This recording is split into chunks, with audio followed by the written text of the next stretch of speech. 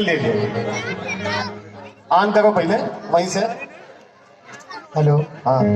कि तैरना तो समुंदर में तेरे नदी और नालों में क्या रखा है। अरे तैरना तो समुंदर में तेरे नदी और नालों में रखा है, और प्यार करना है तो अपने वतन से करो। इन गोरे गोरे गानों में क्या रखा है। वाह।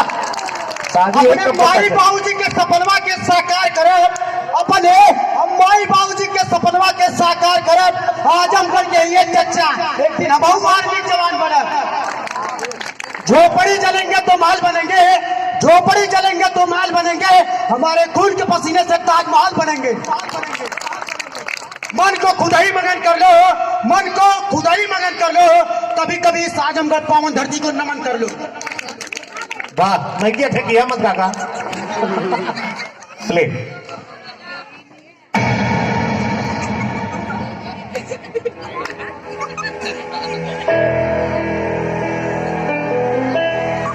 देखिए, मंच पे चढ़ना बहुत बड़ी बात होती है, और ये चढ़े कुछ बोल रहा है, ये बहुत बड़ी बात है।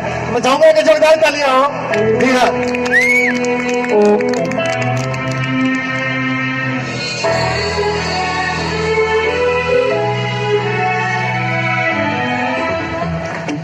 ये आज के दौर का वेस्टर्न डांस।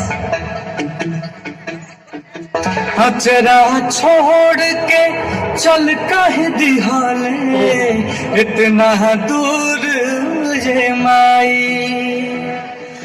अब के बबुआ बबुआ कही के हमके पास बोलाई।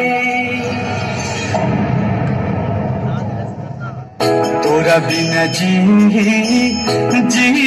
कैसे, तोरा बिना जी कैसे, तोर बौरा बहर माई। तोरा बिना जी कैसे, तोर बौरा बहर माई।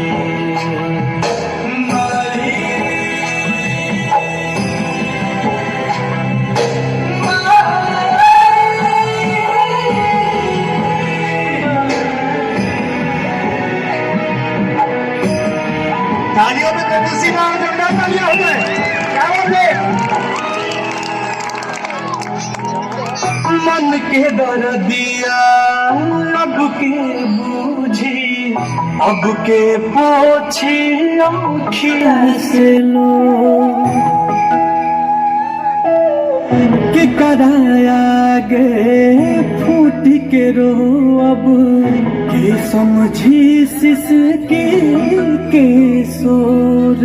बिन कहले दुख वाजे बूझे, बिन कहले दुख वाजे बूझे, ऐसन के हो पाई। तोरा बिन जी कैसे, तोर बौरा बहर माई।